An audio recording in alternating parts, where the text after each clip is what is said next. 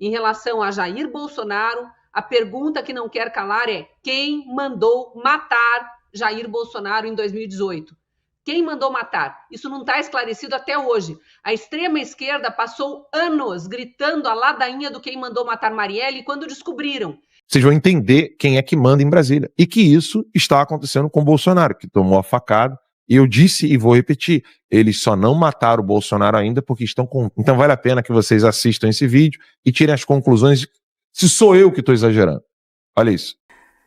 Denúncia gravíssima vem à tona. Depois de anos de silêncio, finalmente alguém com coragem rompe o cerco da censura e revela os bastidores do atentado contra o presidente Bolsonaro. Lá naquele dia 6 de setembro de 2018, lá na cidade mineira de Juiz de Fora. O nome dele é Luiz Antônio Manhattan, militar destemido que veio a público afirmar com provas os verdadeiros mandantes da facada. Olha aqui os nomes aqui. Não, primeiro olha aqui as fotos dos mandantes aqui. Meus queridos, minhas queridas, prestem muita atenção e assistam este vídeo até o final. É extremamente esclarecedor, vai deixar vocês de cabelo em pé e pode mudar totalmente sua visão sobre o que vem acontecendo na política do Brasil. Atenção, tudo isso tem relação com a suspeita de que o sistema queria Bolsonaro morto desde a facada que ele sofreu. E tem mais, você verá nomes de figuras importantes da política envolvidos nisso. E o detalhe crucial: essas provas já chegaram a autoridades internacionais. Trump pode se pronunciar a qualquer momento. Foi a conclusão da Polícia Federal, da investigação da Polícia Federal, no caso Adélio Bispo. É muito simples, que Adélio Bispo agiu sozinho e era um louco, uma pessoa doente, um inimputável que não sabia o que estava fazendo. Mentira! Isto é uma farsa. Eu desafio a qualquer um que isto é uma mentira e vai ser provado. Desculpe. É muito simples. Só para entender. Quem mentiu? A Polícia Federal, os delegados? A conclusão da investigação afirma algo que não é real. Afirma que Adélio Bispo agiu sozinho e que ele é louco. Ambas as afirmações são falsas. Não estou imputando aqui nada a ninguém, mas eu já vou trazer elementos que qualquer um e o telespectador vai acompanhar, refletir e vai dar razão ao que eu estou aqui dizendo. Então vamos lá. Imagine, novas evidências vieram à tona mostrando que pessoas influentes dentro do meio político participaram e seguem participando dessa ação até hoje. O ex-diretor da Polícia Federal, Rodrigo de Mello Teixeira, foi preso em operação da PF por envolvimento em esquema de corrupção em órgãos ambientais.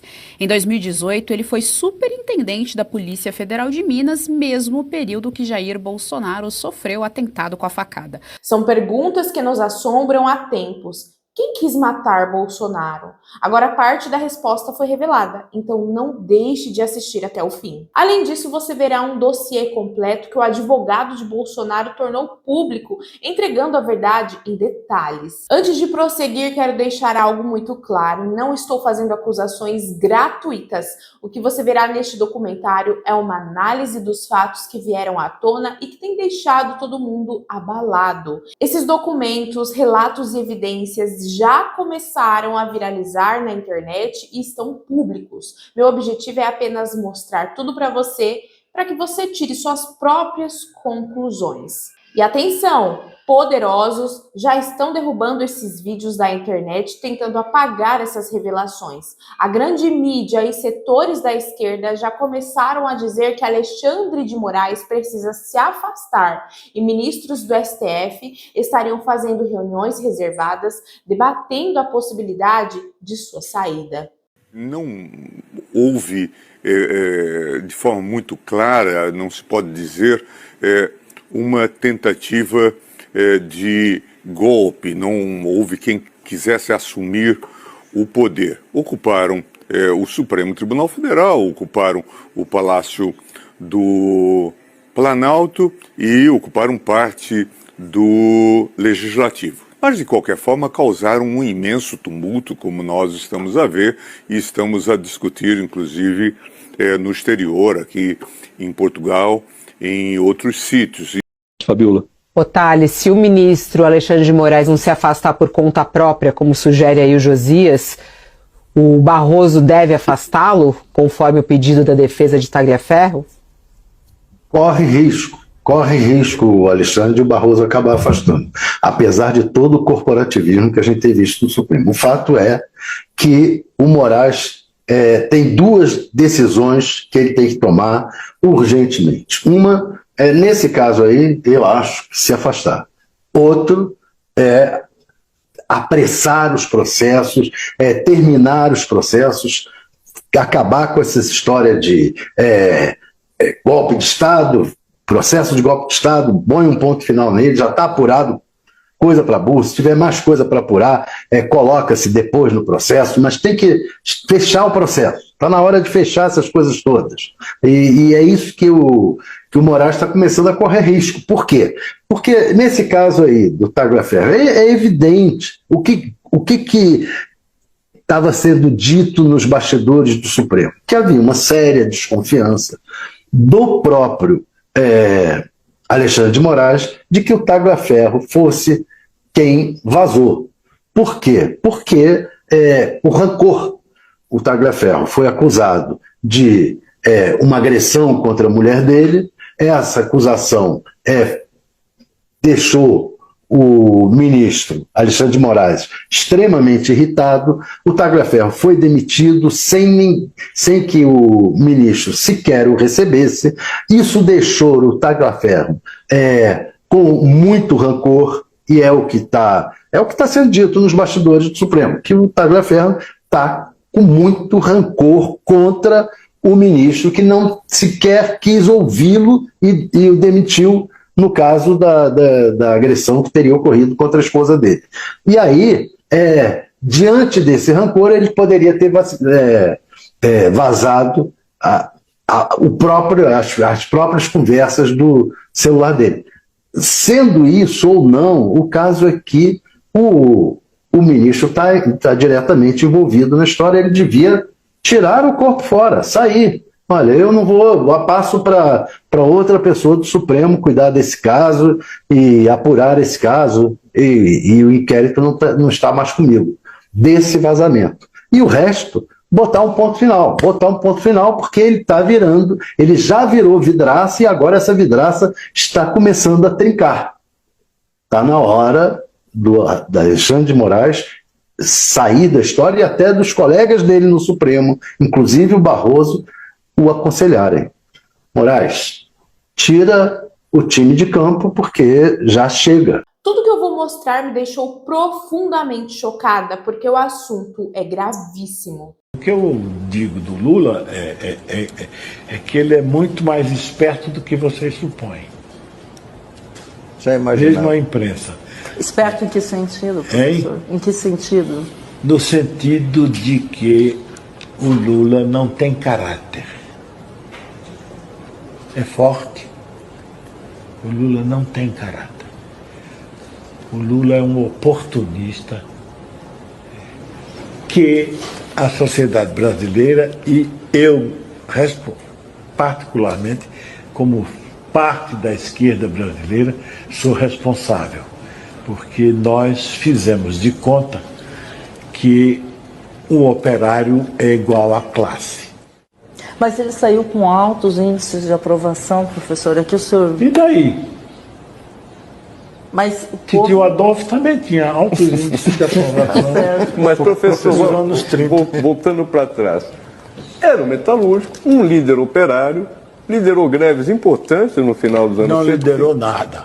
Mas como, professor? Não, isso é a história, a lenda que se construiu. Se você, Mário, que é jornalista e que tem responsabilidades, vá rever os jornais da época, quem liderava as passeatas era Ulisses Guimarães. Antes de revelar tudo, preciso muito do seu apoio para que o YouTube não esconda este vídeo. Todos precisam conhecer essa verdade, precisamos nos unir mais do que nunca. Então, faça a sua parte agora, deixe o like e escreva um comentário. Isso mostra ao algoritmo que o vídeo é relevante. Compartilhe também para que o máximo de pessoas possível, veja. E não se esqueça, inscreva-se no canal, ative o sininho e não perca nenhum detalhe.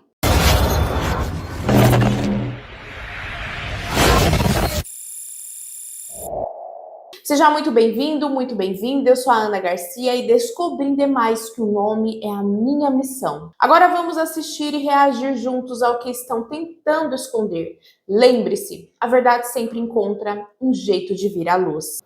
Olá, graça e paz, eu sou a Ana Garcia e eu estou aqui para falar para você de uma oportunidade única para quem quer fazer uma renda extra usando apenas o celular e no conforto de casa.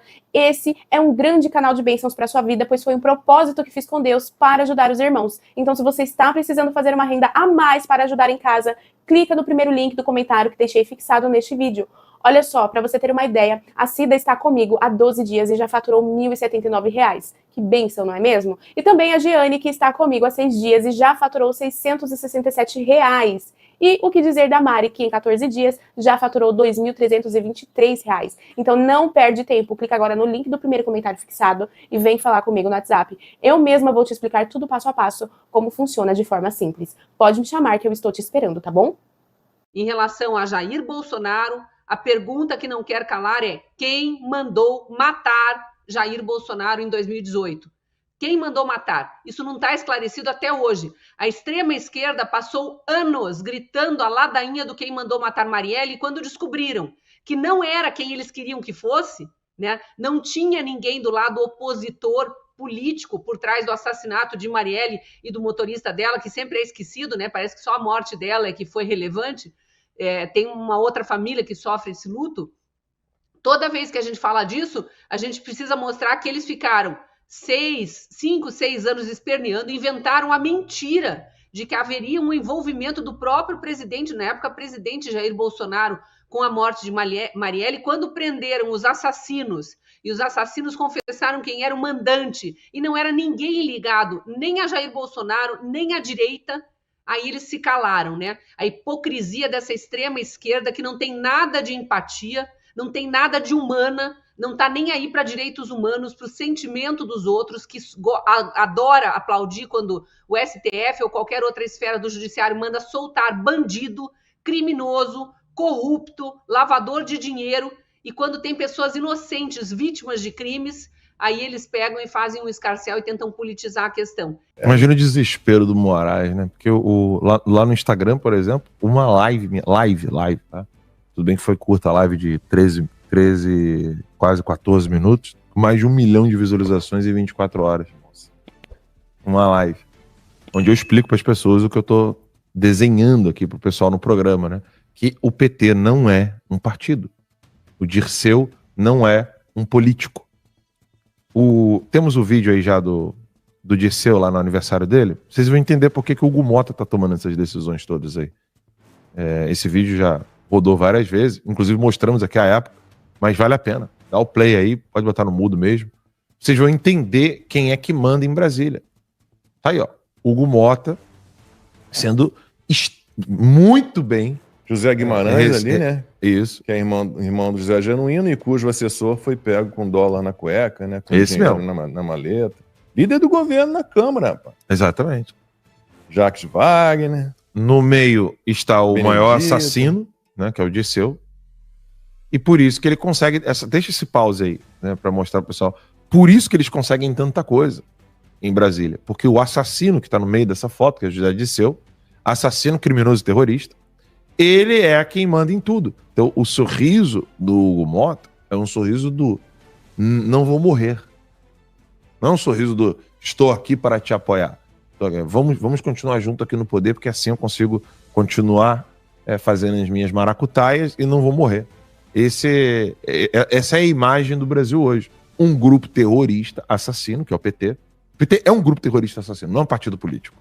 O nome Partido dos Trabalhadores, ele só é uma tática para poder não continuar usando o nome de Partido Comunista. Foi uma reestruturação que o Partido Comunista fez na década de 80, usando o Lula e o Leonardo Boff. Para quem não sabe, quando o Dom Evaristo Arns levantou a mão do Lula e do Boff na igreja de São Damião, lá em São Paulo, Ele levantou a mão deles e falou assim, isso aqui é a nova política brasileira. Levantou a mão de um Frei e levantou a mão de um político do Partido Comunista que agora estava como um, aspas, sindicalista, que é o Lula. Então, o Lula não é um político. Ele é membro de uma organização criminosa, terrorista, que é o Foro de São Paulo. Ele não é só um membro, vou refazer aqui, porque eu estou equivocado ao dizer que ele é um membro. Ele é o líder, ele é o fundador, ele é o criador do Foro de São Paulo. Ele é o chefe. Ele é o chefe, né, do Foro de São Paulo. E o Dirceu reconhece isso, inclusive em entrevistas dadas à TV Cultura, dizendo que quando ele foi para o hotel de Marbella, lá no Chile, com a Bachelet, para criar o Foro de São Paulo. Então o Foro de São Paulo, que é a organização criminosa que comanda a América Latina, é hoje quem está no poder. Por isso que não dá para ficar tentando conversar com algumas pessoas que consideram Lula, Dirceu, PT, pessoas que vão deixar acontecer eleições no Brasil. É inadmissível. O erro do PT de deixar o Bolsonaro participar das eleições de 2018 porque eles não sabiam que o Bolsonaro seria capaz de ganhar, esse erro eles nunca mais vão deixar acontecer. Nunca mais. Por pouco, eles não tiveram de matar o Bolsonaro em 2022. Por pouco. É que bastou censurar a Jovem Pan, bastou censurar o Terça Livre, bastou censurar a Band, bastou censurar o SBT, bastou censurar vários jornalistas e colocar alguns, inclusive, com passaporte cancelado, como foi o caso do Fiuza e tantos outros. Bastaram essas ações e censurar todas as rádios também, né, no Brasil inteiro, que já foi o suficiente. Senão, do contrário, seria necessário matar. Assim é o Foro de São Paulo. Por isso mataram o Miguel Uribe. Quando não tem mais o que fazer, tem que matar. É assim que eles fazem. Se tem alguma outra tática a ser utilizada sem a necessidade do assassinato, eles vão evitar o assassinato para poder usar outros subterfúgios. Mas quando não tem mais nada para fazer, tem que dar tiro na cabeça do cara, como fizeram com o Miguel Uribe. Como estão fazendo com o Bolsonaro nesse exato momento. Olha quantas manifestações o Brasil está fazendo. Buzinaço, carreata, motociata, tratoraço que teve em São Paulo, né, graças ao Guilherme, lá em São Paulo. Então, assim, tudo está sendo feito com o Bolsonaro com tornozeleira eletrônica dentro de casa. Se eles perceberem que isso não vai adiantar o Bolsonaro, eles vão matar o Bolsonaro. Eles vão assassinar Jair Messias Bolsonaro. Sem essa consciência, não dá para ficar debatendo política no Brasil. E aí quando as pessoas me perguntam, mas o que pode solucionar? Ué, simples. Pelo menos de 20 a 30 milhões de pessoas, são 215 milhões de pessoas no Brasil. Eu não estou nem falando da metade. Mas se 1/5, 1/6 do Brasil souber o que está acontecendo, aí sim a gente consegue mudar o Brasil. Levando em consideração que o Dirceu, eu me lembro muito bem do Olavo falando isso, que o Dirceu andava com um bloquinho de notas no bolso dele toda vez que ele ia se encontrar com uma pessoa. E aí, dependendo da resposta desse empresário ou desse político, o Dirceu tirava o bloquinho e começava a listar onde aquela pessoa passava, onde ela andava, o que ela tinha de problemas morais ou até mesmo de crimes. Então, por exemplo, você tinha ali um político qualquer, tinha um estacionamento para poder burlar questões fiscais e fazer lavagem de dinheiro, para não declarar o dinheiro que ele recebia. Ele começava a listar, olha, lembre-se que você tem isso, tem isso, tem isso, tem isso, tem isso. Ou seja, o Dirceu é do serviço secreto cubano. Até hoje, ele é do exército cubano. Então não dá para noticiarmos o que aconteceu na Colômbia em junho, que foi a tentativa de assassinato que terminou em morte, né, do Miguel Uribe, com tiros na cabeça, 2 tiros na cabeça. Não dá para deixar de relacionar isso que aconteceu com o Uribe na Colômbia, que é o Foro de São Paulo, é o Petro, presidente da Colômbia, ele é membro do Foro de São Paulo criado por Dirceu e Lula, que o Maduro é do Foro de São Paulo, de novo, criado por Fidel Castro e Lula, E que isso está acontecendo com o Bolsonaro, que tomou a facada. E eu disse e vou repetir, eles só não mataram o Bolsonaro ainda porque estão com vergonha. Vergonha. Estão com medo de fazer isso nesse exato momento. Do contrário, eles já teriam matado o Bolsonaro. Infelizmente, no Brasil é muito fácil mandar matar alguém. Sobretudo se você está do lado do Lula. Se você é parceiro do Lula, você pode mandar matar quem você quiser. Você não será investigado. E se iniciar a investigação, você será libertado. E se for parar na Globo, que você foi o mandante ou é o assassino de alguém porque você está do lado do Lula, essas matérias serão todas retiradas do ar. E o William Bonner vai dizer para você depois de alguns anos, você agora é um homem, como é que é? Limpo. Você não deve nada. Você não deve nada, exatamente. Você não deve nada à justiça. O Foro de São Paulo é uma organização criminosa, assassina e terrorista. Não é exagero da minha parte, não. O problema é que o Brasil tem uma memória muito curta. É óbvio que o professor Olavo de Carvalho, é dele o mérito único, exclusivo, de ter colocado o foco na questão do Foro de São Paulo como uma organização criminosa e terrorista. Ele tentou, por tudo, todos os meios que você possa imaginar, no seu curso online de filosofia, nas suas análises jornalísticas de política que ele fazia gratuitamente no Throughout Speak. O professor Olavo gastou 3 décadas para tentar conscientizar o povo brasileiro disso. Em 2010, quando o Chuchu estava como... Não era o Chuchu, era o Mr. Burns. José Serra? E José Serra, isso. Quando o José Serra foi candidato em 2010, chegou a ele um dossiê completo do que era o Foro de São Paulo, e ele foi discutir preço de ônibus no debate final com a Dilma, óbvio, né, não querendo vencer o debate, porque ninguém pode ser tão imbecil a ponto de querer debater preço de ônibus num debate presidencial para poder esclarecer algo para a população.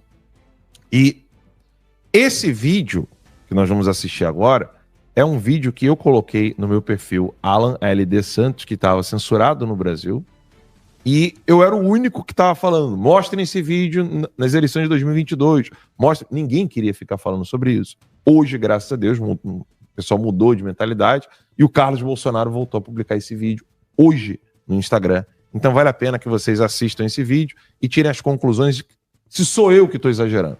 Olha isso. O senhor também acredita que o PT tem ligação com as Farc? O PT? Claro que tem, isso é público e notório. Marina, mas ela teve 20 anos no PT.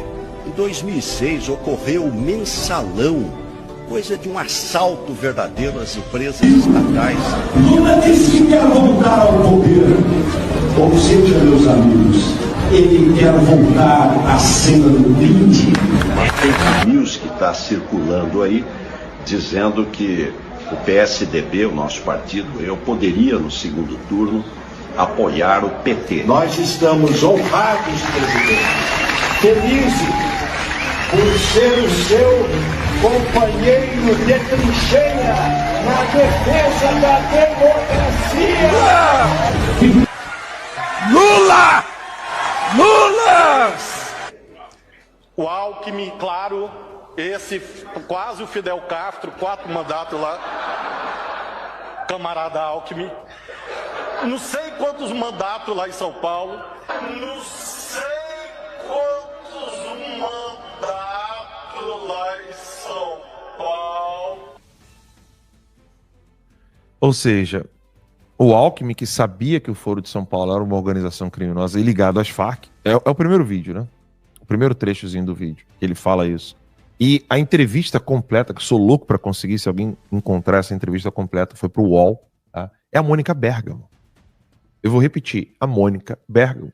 Mônica Bergamo, que durante um tempo, agora não mais, foi merenda do Disseu. Como tá indo. Mas é verdade, todo mundo sabe disso. Eu não tenho nada com isso, não sei de nada. Essas coisas eu não... Isso aí eu não... Mas Mônica Bergamo, merenda do Disseu, ela está entrevistando o Alckmin, e o Alckmin falando abertamente, tá? É óbvio que o PT e o Lula são ligados às Farc e ao Foro de São Paulo. Ele menciona o Foro de São Paulo. Eu não tenho mais essa parte que fala do Foro de São Paulo. Tenho, né? Tá lá entre os tantos vídeos da minha conta censurada no Brasil, que é Alan LD Santos. Quem tem VPN consegue acessar, mas eu vou tentar colocar esse vídeo urgentemente na minha conta Alan, conta 5, que é a conta que está visível no Brasil. ele menciona isso. Que o Barroso disse lá, né? Eleição não se ganha, se toma. O José Dirceu já tinha dito mesmo antes, né? E não é só uma questão, e aqui no YouTube a gente tem que ter muito cuidado para falar sobre isso ainda, é um absurdo, não é nem em relação às maquininhas ou em relação ao sistema eletrônico de apuração dos votos, nada disso não. Mas é em relação ao que o Mike Pence apresentou à Comissão de Relações Exteriores e Defesa Nacional na semana passada, e que a imprensa ignorou, assim, claro, fora os veículos decentes, né, que ainda fazem jornalismo. Aliás, é um dos temas da minha coluna na timeline do fim de semana, né? Eles ignoraram as denúncias do Michael Schellenberger, do David Agape e do Eli Vieira, e ignoraram o depoimento do Mike Pence à Credem, né, com uma série de denúncias sobre a interferência americana nas eleições de 2022, com censura, com propaganda enganosa, com o impulsionamento de influenciadores, né, que eram parceiros do Lula, com censura pesada ao outro lado. E a gente recebeu um vídeo que ficou muito bem feitinho, claro, com IA, assim, mas alguns exemplos só do que a gente teve nas eleições de 2022, com o TSE completamente parcial, apoiando a candidatura do Lula, todos os requerimentos, quase todos os requerimentos, não me lembro dos números exatos, mas era algo assim em torno de 90% dos pedidos da campanha do Lula eram aceitos pelo TSE. E o índice era ao contrário quando era um requerimento vindo da campanha do Jair Bolsonaro. 90% dos requerimentos da campanha do Jair Bolsonaro eram recusados. E esse vídeo, se estiver no ponto, pode soltar. TSE diz que é crime Bolsonaro tentar reduzir preço dos combustíveis para o consumidor. Carmen Lúcia proibiu propaganda de Bolsonaro que associa Lula ao aborto. TSE proíbe campanha de Bolsonaro de usar imagem de visita a Londres. TSE proíbe Bolsonaro de usar imagem do discurso na ONU em campanha eleitoral. TSE multa Bolsonaro em 20 mil por reunião com embaixadores. Carmen Lúcia ordena a remoção de outdoors de apoio a Bolsonaro no Distrito Federal. TSE determina a remoção de publicações com áudio de Lula sobre Palocci. Urgente, TSE proíbe Bolsonaro de fazer live do Palácio da Alvorada. Carmen Lúcia mantém vídeos em que Lula chama Bolsonaro de genocida. Moraes determina quebra de sigilo telefônico de assessor de Bolsonaro. TSE determina a remoção de publicações que associam a Lula à perseguição de cristãos. Gilmar Mendes suspende multa de 18 milhões de Lula por processos da Lava Jato. Meu amigo que me acompanha aqui no canal, acabou de chegar aqui uma informação muito grave mesmo, sobre aquela situação lá em 2018, sobre quem é o mandante que mandou que pagou o Adélio Bispo para dar aquela facada no presidente Bolsonaro. É isso mesmo, acabou de chegar a informação agora para mim aqui, que eu dei uma lida aqui e eu vou falar para você aqui. Essa aqui é uma coisa que eu tenho que fazer esse vídeo. Eu vou lhe mostrar essa informação aqui agora, tá certo? Sobre aquela situação. E a situação que eu vou lhe mostrar agora, essa que você vai ver agora aí na sua tela, em alguns minutos. Quero mostrar para você aqui do lado, tá bom? Olha, essa informação vem aqui do X, vem do perfil de Renzo Grace. Do Renzo Grace aí, ó. Denúncia gravíssima vem à tona. Tá aqui a informação dele, tá certo? O arroba dele do X é o arroba Renzo Grace BJJ. Tá certo? Então você tá vendo aqui. Denúncia gravíssima vem à tona. Depois de anos de silêncio, finalmente alguém com coragem rompe o cerco da censura e revela os bastidores do atentado contra o presidente Bolsonaro, lá naquele dia 6 de setembro de 2018, lá na cidade mineira de Juiz de Fora. O nome dele é Luiz Antônio Manhattan, militar destemido que veio a público afirmar com provas os verdadeiros mandantes da facada. Olha aqui os nomes aqui. Não, primeiro olha aqui as fotos dos mandantes aqui. Olha aqui, ó. Aquela ali. O Jean Willis aqui. Jean Willis no canto aqui abaixo, no canto inferior esquerdo. Jean Willis que está aqui abaixo do Bolsonaro, tá certo? E no canto inferior à direita você vê a Emanuela Ávila. Tá aqui, quem são aqui as pessoas aqui. Olha, além deles dois, tem a Gleice Hoffmann, aquela que aquele marido dela devendo todo mundo pro PT, aquele negócio todo, e o atual marido dela, o Lindenberg Faria, né? Que é a Gleice, que é a amante lá do Lula. Oh, desculpa aí. Segundo ele, há gravações comprometedoras, inclusive de uma conversa entre Manuela Dávila e o próprio Adélio Bispo. Olha aqui a situação, pessoal, preste atenção aqui. Entre a Manuela Dávila e o próprio Adélio Bispo. O Adélio disse que era um lobo solitário, lembram disso? Do PSOL, ex-filial do PSOL? Pois é, tá aqui a informação. O militar também afirmou ter a placa do carro que levou Adélio até o local do crime e a denúncia que o valor combinado com o criminoso era de R$1 milhão, supostamente apreendido pela Polícia Federal no escritório, tá certo? De um dos advogados de Adélio. O cara já tinha até advogado já, o Adélio. Lembra que chegou aquele cara lá em 2018 depois? Eu sei quem foi que mandou, mas não vou... Quem foi dizer que foi meu cliente? Lembra aquela postagem lá atrás, daqueles advogados lá falando? Pois é. E o escritório contratado por PT, PSOL e, pasmem, Rede Globo de televisão. Como se não bastasse, Luiz Manhattan foi preso sem mandato judicial, teve armas plantadas para incriminá-lo, mas foi libertado por uma juíza na audiência de custódia. Ele agora está sendo assistido pelo PL e por um advogado contratado pela Embaixada da Arábia Saudita. Tamanha a gravidade do que está sendo exposto. Estão vendo aqui a imagem aí. Lembrando, a informação não é minha, eu estou repassando essa informação, para depois não chegar aqui uns monte de mensagem aqui para dizer, você está com falsa informação, isso aqui, daqui a informação não é minha. Você está vendo aqui que eu estou até deixando a imagem que é pintada para você. E não para por aí. O militar ainda denuncia o ministro do STF, Luiz Roberto Barroso, que agora está com carretel na mão, porque sabe que pode ser o próximo a cair na Magnite também. E seus filhos... Olhem a situação. Luiz Roberto Barroso e seus filhos como donos da empresa LRBT, empreendimentos imobiliários que faturou com obras... Opa! O Luiz Roberto que fala que antes do Lula ser presidente, falou que viu os dinheiros, aquele negócio todo. Lembra aquela postagem? Olha, que no caso que, de novo aqui, e não para por aí, o militar ainda denuncia o ministro Luiz Roberto Barroso, do STF, e seus filhos como donos da empresa LRBT e empreendimentos imobiliários, que faturou com obras para o governo federal mais de 15 bilhões e 500 milhões de reais do governo, com contratos e com indícios de fraude e empresas de fachada. Você sabe que quem é ministro de seja qual for a instância de judicial, federal, estadual, municipal, STF, STJ, seja o que for, a pessoa não pode ter escritório em seu nome, né? Muito menos nenhum tipo de empreendimento.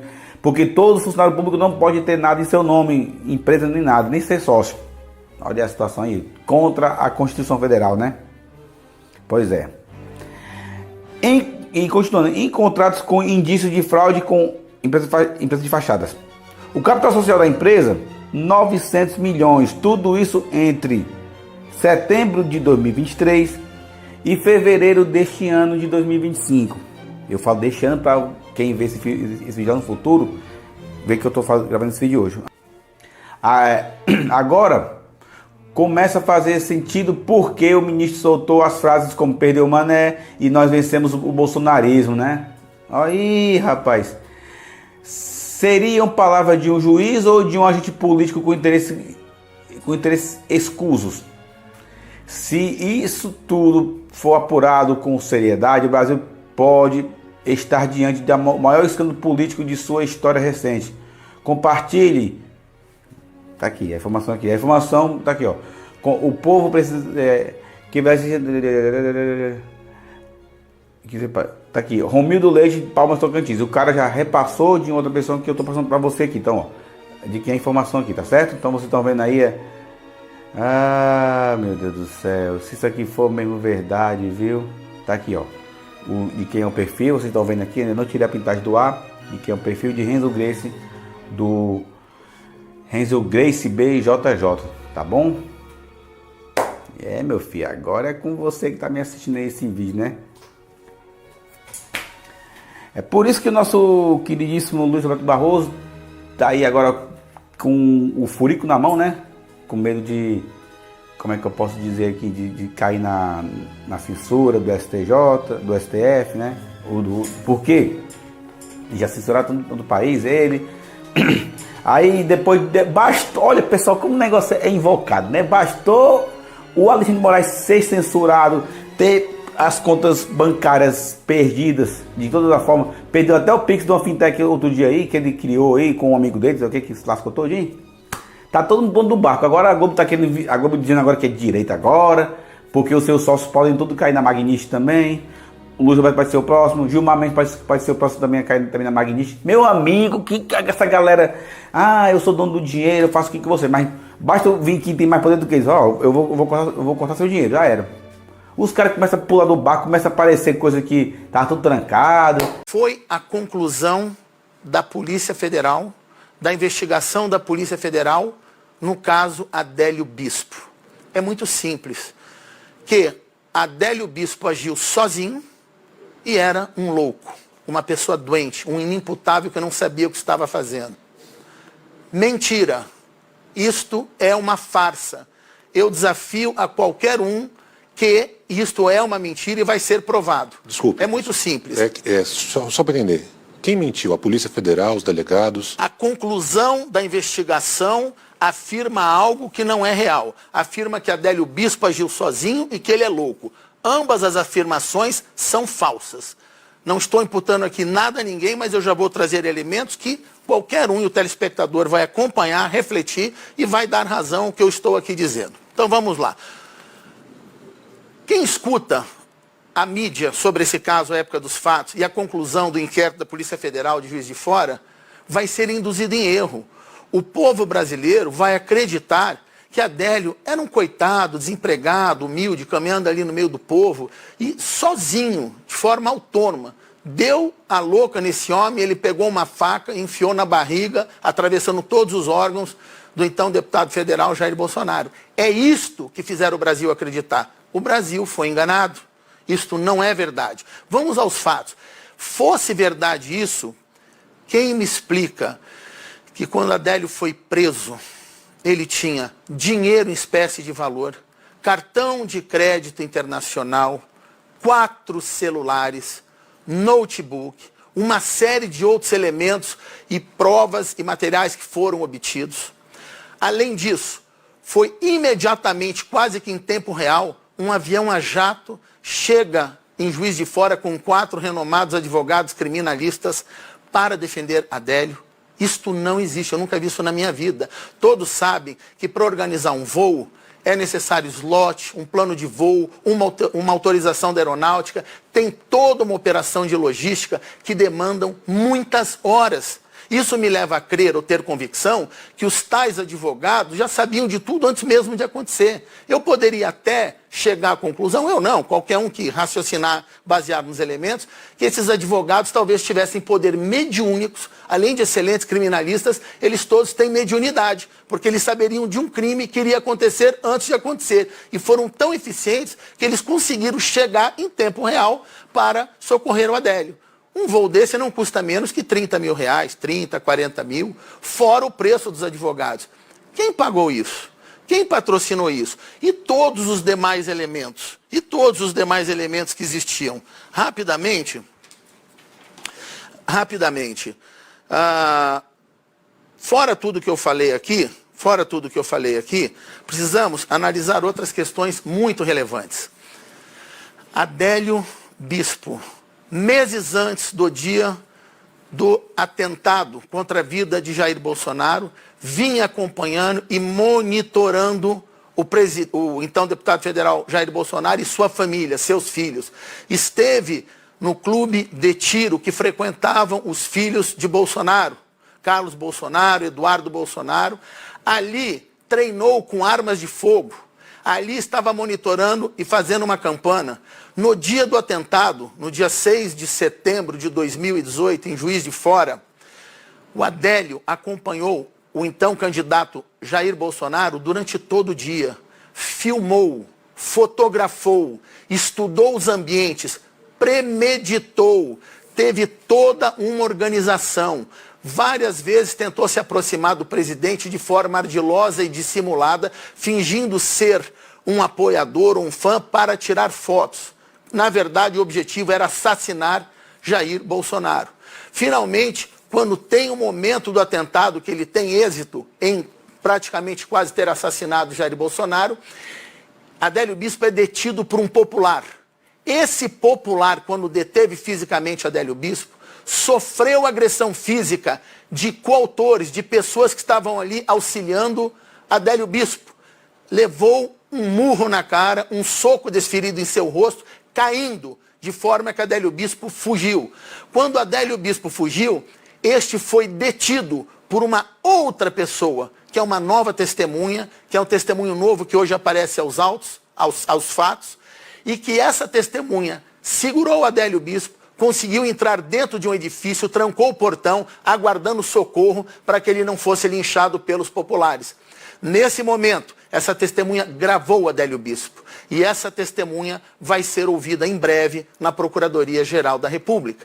Então, está mais do que claro e provado que Adélio Bispo não agiu sozinho. Várias são as pessoas que sabem vir e presenciaram a participação de outros elementos auxiliando Adélio Bispo no momento do ataque.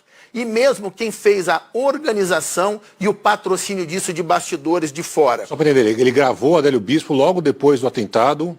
O que ele teria falado? Você tem essa informação? Sim, mas aí eu não poderia aqui estar adiantando, porque eu não poderia antecipar estratégia e as nossas ações junto às autoridades para trazer esses novos e relevantes fatos e informações seríssimas que poderiam prejudicar as futuras investigações. A Polícia Federal chegou até essa testemunha, uma testemunha nova, você tem essa informação? Ainda não. Na integralidade, ainda não. E fora essa testemunha, outras pessoas procuraram essa pessoa, outra pessoa me procurou, também fazendo afirmações gravíssimas. Quero deixar claro que aqui, ao repetir o que eu ouvi de pessoas que me procuraram e temerosas por sua vida, por que me procuraram? Devido às minhas sucessivas entrevistas na imprensa como advogado do presidente da República, essas pessoas passaram a me procurar para contar o que sabiam ou denunciar fatos graves. E esses fatos são muito sérios. Nós estamos falando de pessoas que disseram literalmente que quem organizou, orquestrou e pagou e tudo fez para matar Jair Bolsonaro foi o PT. Repito, não sou eu que estou dizendo, nem acusando e nem imputando nada. Estou apenas repetindo o que eu ouvi de testemunhas que apareceram e me procuraram, denunciando e pedindo ajuda, afirmando fatos gravíssimos. Mas já vamos dar novas e mais informações precisas para mostrar como esse quebra-cabeça vai se montando e vai fechando. Mas compete não a mim, compete à Polícia Federal em uma investigação nova, séria, neutra e isenta, buscar os fatos para se imputar a responsabilidade criminal dos ilícitos penais a quem de direito. Ou seja, você vai pedir uma terceira investigação. Exatamente. Temos todos os elementos para se iniciar uma nova investigação e eu espero que dessa vez exista uma federalização do caso e que isso seja feito por Brasília, devido aos novos elementos e algo que eu vou mostrar aqui hoje, ao vivo, para demonstrar como tudo se fecha. Mas rapidamente, só para os senhores entenderem a gravidade dos fatos, aqui, uma dessas testemunhas também me disse que o comandante da Polícia Militar de Minas Gerais havia dado uma ordem em off, não uma ordem oficial, por suposto, mas já havia circulado que era para a PM não acompanhar a comitiva do então candidato Jair Bolsonaro. Uma dessas testemunhas traz isso. Inúmeros policiais militares de Juiz de Fora sabem, é voz corrente naquele meio policial, o que aconteceu. Agora, para explicar um pouco mais do que isso, vamos lá. Eu sou advogado criminalista desde 1992 e sempre atuei na área investigativa, criminal e, em especial, na área de inquéritos. Nunca na minha vida eu vi que um inquérito policial, não importa de que crime seja, fosse instaurado e concluído em 22 dias. Repito, 22 dias.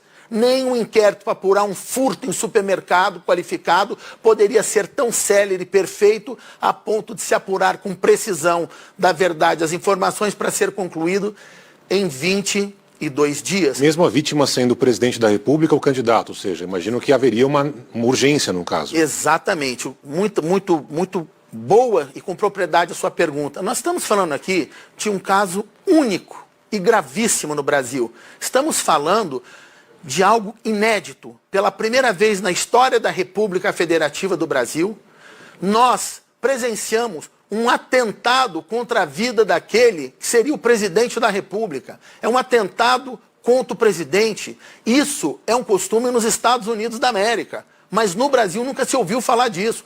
Olha a gravidade, o fenômeno Jair Bolsonaro, a trajetória da vida desse homem, a trajetória em sua campanha. O Brasil, quase 70% do Brasil tinha o sonho de dar uma chance ao nosso país para que o Brasil não caísse nas mãos de comunistas, para que o Brasil não se transformasse em uma Venezuela. Tiveram um sonho que quase foi interrompido. Só para deixar claro uma coisa, nós não podemos diminuir a questão do que aconteceu com o presidente da República. Muito se fala na imprensa, atentado à faca. Olha, uma tentativa de homicídio qualificado dessa gravidade não pode ser traduzida como atentado à faca. A mensagem que vai ao subconsciente da população é, parece o quê? Foi uma briga de adolescente, onde um puxou um canivete e fez um cortinho no outro, um machugatinho que você põe com band-aid? Não, estamos falando de uma faca do tamanho de um antebraço que perfurou o corpo de Jair Bolsonaro, perfurando todos os seus órgãos. Era um profissional que bateu e rodou com a faca. Faca essa embrulhada num jornal, todas as características de um assassino profissional. Lembrando que Jair Bolsonaro chegou praticamente morto no hospital. Foi uma loucura, uma situação terrível. Agora, eu só queria entender uma coisa. O senhor está falando da abertura com esses novos elementos que o senhor falou, tanto desse áudio, que seria o que o Adélio Bispo falou logo na sequência, para essa pessoa que tentou ali tirá-lo, segurá-lo. Foram duas investigações da Polícia Federal. Primeira no governo Temer, a segunda agora no próprio governo Bolsonaro. As duas chegaram à mesma conclusão. Eu queria entender que análise o senhor faz desses relatórios, já que, pelo que você está falando, nenhum dos dois serviu para absolutamente nada. Exatamente isso. Literalmente não serviu para nada, e eu já vou explicar e vou provar aqui por quê. Convido a todo o Brasil a assistir. Quero convidar os delegados de Polícia Federal, da Polícia Civil, o DHPP de São Paulo, a nossa polícia especializada em apurar homicídios, e aos meus colegas criminalistas para refletirem sobre o que eu vou mostrar aqui hoje ao vivo na televisão. Em primeiro lugar, só para concluir a gravidade e as circunstâncias do caso, de quem era a vítima. Nós estamos falando de um homem chamado Jair Bolsonaro, que era o sonho de milhões de brasileiros, que seria o presidente da República. Como é possível um caso tão complexo, sério e grave, que ganhou as manchetes internacionais, ser conduzido da forma como foi? E agora eu vou mostrar e dizer ao Brasil: 22 dias. O inquérito foi instaurado no dia 6 de setembro de 2018 e no dia 28 encerrou o inquérito. E agora eu vou apontar aqui coisas de uma gravidade que é fora da curva. Vamos lá. Eu tenho aqui em mãos o relatório final do inquérito da Polícia Federal que concluiu a investigação. Eu vou traduzir o que está aqui para pessoas que não são advogados, não têm conhecimento jurídico, até porque não precisa de tão gritante que é essa situação. Antes de mais nada, logo na primeira folha desse inquérito da Polícia Federal, vou ler aqui rápido. Logo após a agressão, o agente de Polícia Federal Eduardo Dantas Palhares, com apoio de outros policiais, alcançou o autor do crime justamente no momento em que buscava se evadir do local, imobilizando-o no chão inicialmente e em seguida conduzindo a um local seguro, tendo em vista que a multidão então presente intentava agredi-lo. Este fato não é verídico. A verdadeira pessoa que deteve o Adélio Bispo é a mesma pessoa que me procurou para denunciar e pedir ajuda e que esteve sozinho com o Adélio Bispo, e que gravou o Adélio Bispo. Gravações essas que, ato contínuo, vamos trazer ao conhecimento público e das autoridades. Portanto, este fato não é verídico. Não estou aqui desqualificando a nossa gloriosa Polícia Federal, que é um exemplo de polícia que tanto ajudou e ajuda o Brasil. Não estou desqualificando, ao contrário, graças à atuação imediata e heróica dos policiais federais da escolta, que imediatamente levaram Jair Bolsonaro ao hospital, graças a esses policiais heróis, salvaram a vida do presidente, que chegou literalmente morto no hospital com a pressão de 6/3. 2 minutos a mais de atraso, um farol fechado, Jair Bolsonaro teria morrido e hoje teríamos um comunista chamado Fernando Haddad como presidente do Brasil. Bom, essa é a primeira inverdade do inquérito, mas vamos ao que realmente é gritante.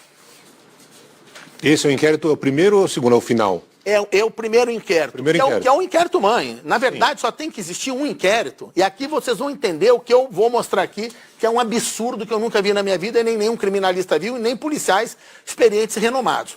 Ora, quando existe um crime como esse, e o indivíduo é preso em flagrante, ele é preso, é conduzido ao cárcere, é ouvido na audiência de custódia, ali inicia-se uma investigação. Essa investigação, ela deve ter início, meio e fim, uma cronologia dentro do mesmo caderno investigatório. O inquérito policial tem que investigar, diligenciar, apurar as circunstâncias, quem, quando, como, por quê. Todas as perguntas devem ser elaboradas neste inquérito. Isso não foi feito. Não foi feito, eu já vou provar aqui que não foi feito. Por que devem ser elaboradas? Essa é a função do inquérito. Para que a autoridade policial e os investigadores possam, com segurança fática e jurídica, conseguir elementos que apontem a autoria e a coautoria com segurança e explicar todos os fatos e motivos que levaram à ocorrência de tal crime grave, que foi uma ameaça, um atentado, não só contra a vida de Jair Bolsonaro, mas contra o Brasil, contra a democracia, ok? Então, o que acontece? Estranhamente, eu vejo uma coisa que eu nunca vi na minha carreira. Eu vou rapidamente ler. Convido a todo o Brasil, isso aqui está na internet, qualquer um pode acessar agora e ler. Na página 13 do relatório final do inquérito policial, que deveria levar 3 anos para chegar a uma investigação séria e foi concluída em 22 dias, eu vou ler as palavras do delegado da Polícia Federal. Não obstante, restam inúmeras diligências a serem empreendidas. Vou traduzir. O delegado federal está dizendo aqui que existe uma série de investigações, diligências e atos a serem praticados, empreendidos, para se apurar a verdade real, as informações e chegar aos autores. Então vamos lá. Não obstante, restam inúmeras diligências a serem empreendidas, mas que não afetam a conclusão acerca da conduta individual de Adélio Bispo. Isso aqui eu convido o Brasil... Está na tela. Está na tela? Eu convido o Brasil, aos estudantes de direito, a todos os delegados de polícia, a todos os advogados criminalistas, a me ajudarem a entender isso, porque eu estou com dificuldade. Vamos lá. Não obstante, restam inúmeras diligências a serem empreendidas que não afetam a conclusão acerca da conduta individual. É óbvio que isso aqui não existe, é uma contradição, porque estas inúmeras diligências a serem empreendidas são justamente as diligências que vão trazer aos autos os elementos necessários para se apurar a conduta de Adélio Bispo, as circunstâncias e por que ele praticou tal crime. Continuando na mesma frase, página 14 do inquérito da Polícia Federal. A título de exemplo, releva destacar que a Polícia Federal teve acesso a mais de 6.000 comunicações travas em programas de mensagens instantâneas, 1.060 mensagens de e-mail, além de informações de contato, conexões por meio de telefones e outros aplicativos de redes sociais, que estão sob detida análise, havendo necessidade, inclusive, de novas quebras de sigilo, de pelo menos outros 6 novos e-mails de uso do investigado, bem como de outros 3 números de telefones celulares já usados por Adélio Bispo de Oliveira, dentre outros dados identificados a partir da análise excluída. Agora vem o néctar, o suprassumo da contradição, da ilógica jurídica de todo esse procedimento. Estas diligências em curso e algumas encerradas, contudo, não são pertinentes ao propósito desse inquérito. Olha, isso aqui eu queria pedir a gentileza, se for possível mostrar. Aqui, ó, olha aqui, ó. Olha aqui, ó. Tá na tela, gente, tá vendo ali. Olha aqui, ó. Ah, tá na tela ali, vamos lá. Eu gostaria de perguntar ao delegado da Polícia Federal, a todos que nos assistem, aos meus colegas criminalistas, o que a autoridade policial quis dizer com isso? Ele destaca no parágrafo anterior um caminhão, um container de provas e elementos para serem apurados e investigados, para trazer elementos para se chegar a uma conclusão. E ele, delegado, em forma contraditória, diz: estas diligências em cursos não são pertinentes, ou seja, não são relevantes ao propósito desse inquérito. Não, doutor. Então qual é o propósito desse inquérito? Eu não entendi. Esse inquérito aqui é por o quê? Quem matou Marielle? Quem matou o João da Silva? Ou quem matou Bolsonaro? Quem mandou matar Bolsonaro? Qual é o propósito desse inquérito policial? É exatamente isso. Portanto, essa afirmação da digna autoridade policial é ilógica, contraditória e não existe. Deixa eu entender uma coisa. Que hora se conclui? E aí vem o pior, o suprassumo, a digital de algo esquisito. O delegado, para tentar justificar o injustificável, diz: que hora se conclui? Eis que aqui se optou por reportar especificamente a atuação de Délio. Ora, ele, delegado, optou, porque qualquer outro delegado da Polícia Civil do DHPP não iria optar apenas para ver a conduta do Adélio. Para isso eu não preciso da Polícia Federal nem de investigação. A Rede Globo filmou. Vem um indivíduo e enfia uma faca na barriga de Jair Bolsonaro. É isso? Para isso que instaurou o inquérito policial? Não. O objetivo do inquérito policial é justamente buscar as circunstâncias, os coautores, os mandantes e todos os elementos que tragam informação segura jurídica para uma condenação, indiciamento, denúncia e condenação. Então aqui o delegado me diz, para o meu choque, que hora que se conclui, eis que aqui optou, ou seja, a autoridade policial optou por reportar especificamente a atuação de Adélio Bispo. Agora, e demais circunstâncias relacionadas à data do dia dos fatos. Agora vamos lá. Viabilizando-se assim obedecer ao prazo legal. A desculpa jurídica usada pela autoridade policial aqui é que ele teria um prazo para encerrar um inquérito policial que qualquer estudante de direito sabe que é 30 dias. Ora, doutor, ora, Brasil. A autoridade policial requer prorrogação do prazo por mais 30 dias e por mais 30 dias, totalizando 90 dias. Portanto, não para em pé a justificativa para desmembrar o inquérito e a investigação, para seccionar uma investigação, o que, aliás, só atrapalhou e não trouxe resultado algum. Vamos lá. 99,999% dos casos de inquérito policial de investigações, sejam quais forem os crimes praticados, mas em especial as de homicídio, que são muito mais complexas e sérias. Todos sabemos que esses inquéritos não terminam em menos de 1 ano, 2 anos, 3 anos, às vezes até 5 anos. Então, o que não existe é caso único na contramão da praxe da investigação policial brasileira é um inquérito de investigação policial ser iniciado e interrompido em forma mágica em 22 dias. O que se alcançou com isso, na verdade? Eles desmembraram, deixaram o Adélio sozinho, e aí eu diria, olha, nem precisava gastar máquina pública e um inquérito para isso. Estava mais do que claro que o indivíduo enfiou a faca e o outro, Jair Bolsonaro, estava praticamente morto dentro do hospital. O Todo-Poderoso salvou o Brasil do comunismo e trouxe esse homem de volta à vida. Agora, desmembrar o outro inquérito, que é o 503/2018, para apurar as circunstâncias. Agora, olha o problema que esse desmembramento trouxe. Enquanto esse carrinho aqui, que é o inquérito mãe, que deveria chegar até o fim e fazer uma investigação séria, ele é interrompido, ele é seccionado e morre em 22 dias, se deixou isolado Adélio do resto da organização criminosa que encomendou e preparou esse assassinato. Aí, estranhamente, Adélio vira louco, é considerado inimputável, que agiu sozinho, tem uma sentença, transita em julgado e assim a organização criminosa se livrou do mais importante crime cometido em território nacional. E agora, olha o problema jurídico que nós temos. Nós temos o inquérito 2, que é o 503/2018, que está em investigação na Polícia Federal para se apurar, para se investigar o que não foi investigado aqui, que eu acabei de provar pelas palavras do próprio delegado de polícia. Agora eu pergunto ao Brasil e aos meus colegas criminalistas e aos nobres delegados de polícia, e se agora em uma investigação séria, isenta, federalizada, longe de ingerências políticas na polícia, se isto acontecer e trouxer à baila novos elementos e provas cabais que certamente virão, que Adélio não é louco, que não agiu sozinho, que isto foi obra de uma organização criminosa patrocinada. Como é que nós vamos fazer? Se temos uma sentença judicial transitada em julgado e agora a investigação vai andar para o outro lado. Então, todo o contexto é assustador. Não, é isso que eu queria entender, só para entender. A época, o senhor não recorreram do processo, acabou sendo encerrado. Pelo que você está dizendo aqui, tinha uma série de coisas que estavam ali, inclusive para serem investigadas, que a defesa preferiu não recorrer. Por que não foi, à época, tomar essa decisão? E o que se espera a partir de agora? Quais são as ações efetivas que serão tomadas? Bom, vamos lá. À época dos fatos, eu estava nos Estados Unidos e eu não estava trabalhando nesse caso. Não vou comentar o que foi feito no passado, por uma questão de ética profissional. Não estou aqui para julgar ninguém, muito menos outros colegas que atuaram no caso. Nem estou dizendo que erraram, nada do gênero. Eu estou narrando fatos. O que eu narrei aqui hoje são fatos, está na internet, qualquer um pode pegar, ler, qualquer estudante de direito. O que eu estou narrando é uma coisa absolutamente atípica, na contramão, que não existe em uma investigação policial.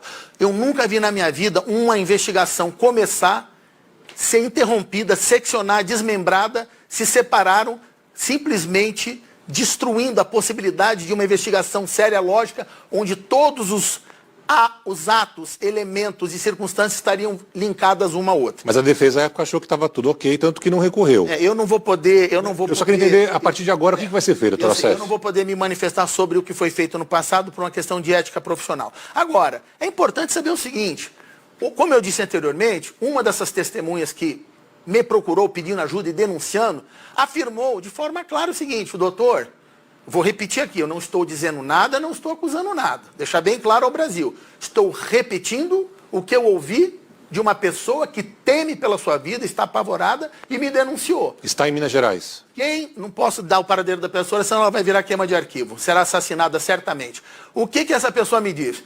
Quem encomendou a morte de Jair Bolsonaro foi a esquerda, o PT e outros braços radicais deste partido. E o objetivo era claro, era assassinar, foi encomendado, teve dinheiro, teve a participação de uma equipe grande e envolveu uma promessa financeira grande, não só ao Adélio, mas a todos aqueles que participaram dessa engenharia criminosa para ceifar a vida de Jair Bolsonaro em 2018. Tudo isso no áudio? Tudo isso a testemunha vai contar, a parte dos áudios que ela tem, que são exclusivos, que eu não vou revelar, mas no momento oportuno, após essa testemunha se manifestar na Procuradoria-Geral da República, ela virá ao conhecimento público e vai narrar aqui para todo o Brasil ver. Agora, outra coisa que me chama a atenção, só quero fazer uma parte. Só desculpe, o senhor teve acesso a esse áudio, o senhor ouviu esse áudio, o senhor pode contar alguma coisa do que ele tem esse áudio? Sim, mas eu não posso, porque aí eu estaria Ele é longo esse áudio? Eu estaria qualquer informação que eu der será prejudicial aos trabalhos futuros, tudo bem. às investigações futuras, eu não posso antecipar a estratégia em rede nacional. Perfeito, mas só para entender, o Adélio fala com clareza ou ele fala de uma forma,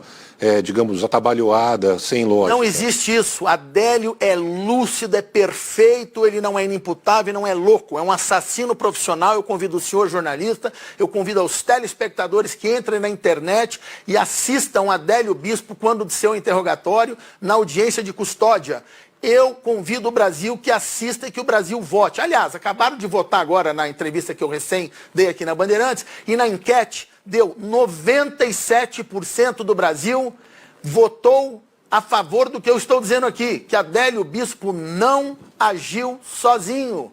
97% do Brasil não acredita no que está escrito nesse relatório da Polícia Federal. Agora, vamos só a um fato sagrado.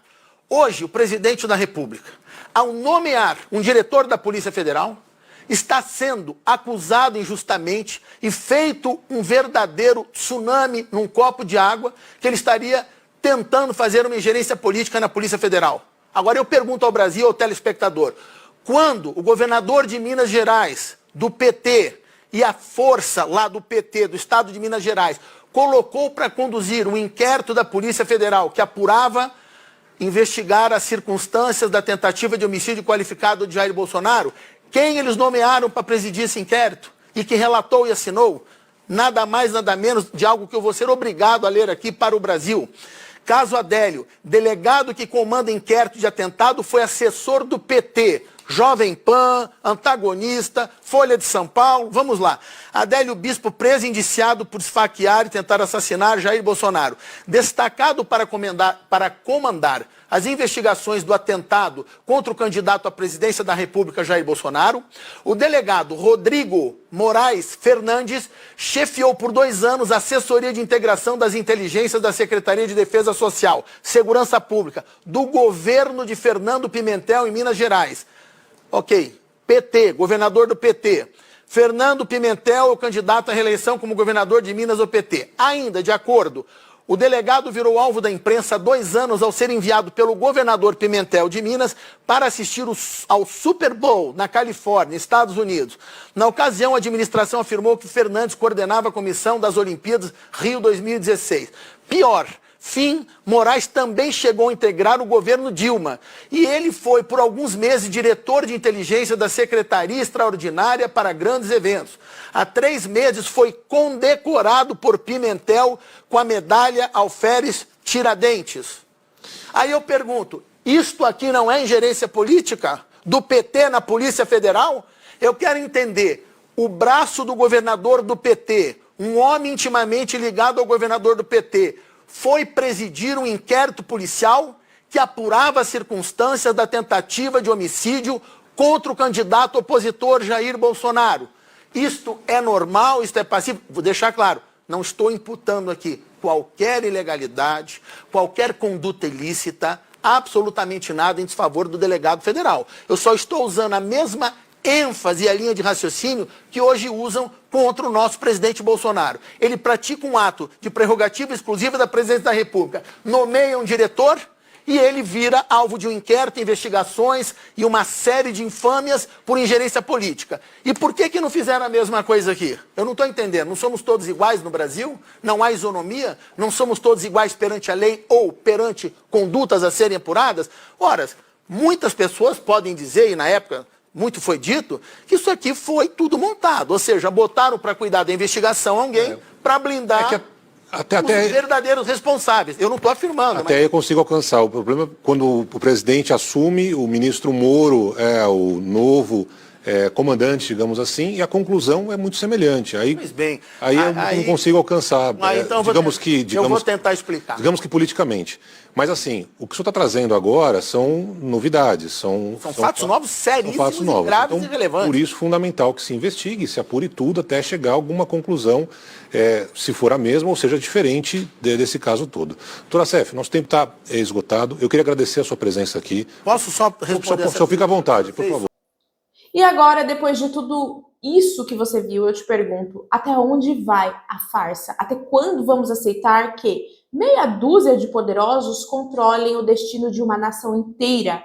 Eles tentaram calar Bolsonaro com a facada, eles tentaram destruir sua imagem com julgamentos fajutos, eles querem apagar sua voz com censura. Mas sabe o que mais me assusta? Não é só o Brasil que está em jogo, é o futuro do mundo livre. Prestem atenção. Documentos, testemunhas, vídeos, provas, tudo aponta para o mesmo lugar. E os tentáculos desse sistema não param em Brasília, não param no STF, não param na Globo. Eles chegam em organizações internacionais, em governos estrangeiros, em bilionários que decidem quem pode falar e quem deve ser silenciado. E se preparem, porque a bomba que está prestes a explodir pode derrubar nomes que você jamais imaginou. Nomes que sempre estiveram no centro do poder, mas que agora tremem diante da verdade. Eu não tenho dúvidas, estamos diante de um dos maiores escândalos políticos da história do Brasil e talvez do mundo. E a pergunta que não quer calar é: será que o povo vai aceitar de braços cruzados? Ou será que chegou a hora de virar a mesa e mostrar que a verdade não se cala, não se esconde e não se destrói? A decisão, meus amigos, está em nossas mãos. E lembrem-se, quando a verdade explode, não há sistema, não há mídia, não há poder capaz de segurar a força de um povo desperto. Esse é só o começo. O Brasil nunca mais será o mesmo.